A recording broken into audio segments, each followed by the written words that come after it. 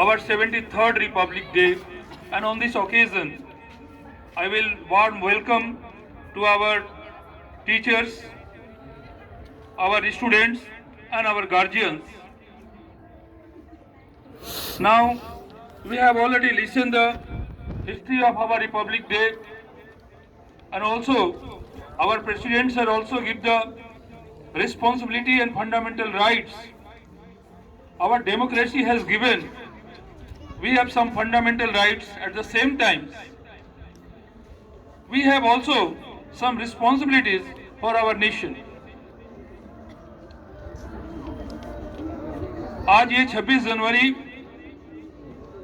जो हम मना रहे हैं, इस 26 जनवरी के अवसर पर हमें ये भारत का संविधान मिला, और ये भारत का संविधान जो दुनिया का सबसे बड़ा संविधान, और इसके साथ ही साथ भारत एक सबसे बड़ा लार्जेस्ट डेमोक्रेटिक कंट्री के रूप में खड़ा हुआ,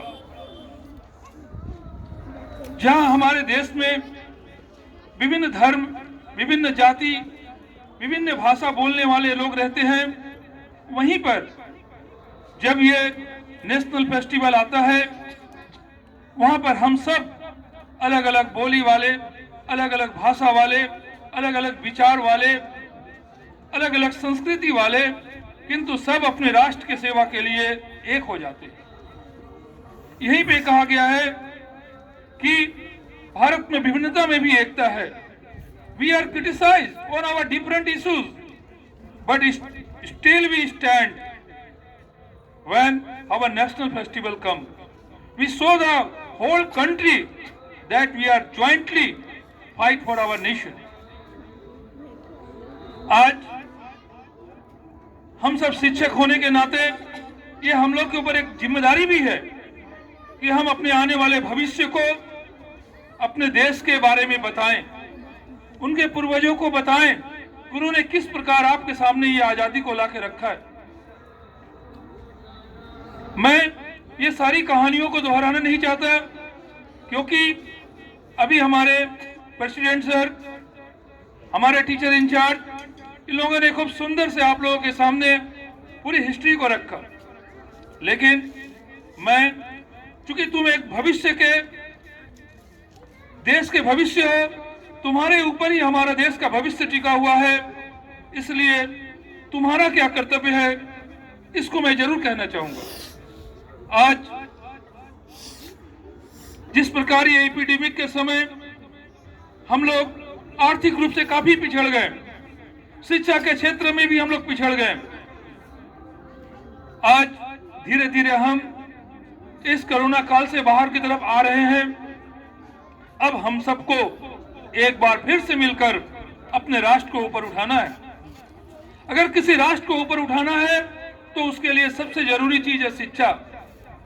बिना शिक्षा के, बिना एजुकेशन के हम अपने राष्ट्र को आगे नहीं कर सकते, और राष्ट्र को आगे करने के लिए आपको मेहनत करना पड़ेगा, क्योंकि अगर आप शिक्षित हो गए तो हमारा समाज शिक्षित होगा, हमारा देश शिक्षित होगा, और फिर हमारे देश के लिए जो कर्तव्य है उस कर्तव्य का एहसास होगा। अभी बच्चे ने अपने एक छोटी सी कविता में ये बात समझाया कि गणतंत्र को किस प्रकार बचाना है। हम अपने आप को न बेच दे, हमें अपने देश को सबसे ऊपर रखना है। हमें अपने राष्ट्र के लिए जो कुछ भी करना पड़े, अगर अपने आप को समर्पित करना पड़े तो भी हम कर दे। हमने देखा है कि किस प्रकार हमारे वीर सैनिक सरहदों पर खड़े होकर हमारे देश की रक्षा के लिए अपने प्राण को त्याग देते हैं, और उस मृत्यु के वक्त भी उन्हें भारत माता की जय ही उसके मुंह से निकलती है।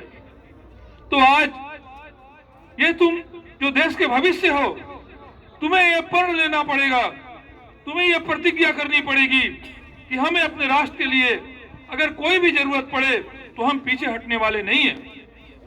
हम अपने ज्ञान से, अपने बुद्धि से हम अपने राष्ट्र को आगे बढ़ाएंगे। हमने पहले भी विश्व को दिशा दिखाया था, विश्व को हमने ही दिशा दिखाया। हमने विश्व में शांति का प्रतीक फैलाया है, और आज भी हम फैलाएंगे। आओ बच्चों, तुम्हें ये प्रण करना है और खूब सारी मेहनत भी करना है।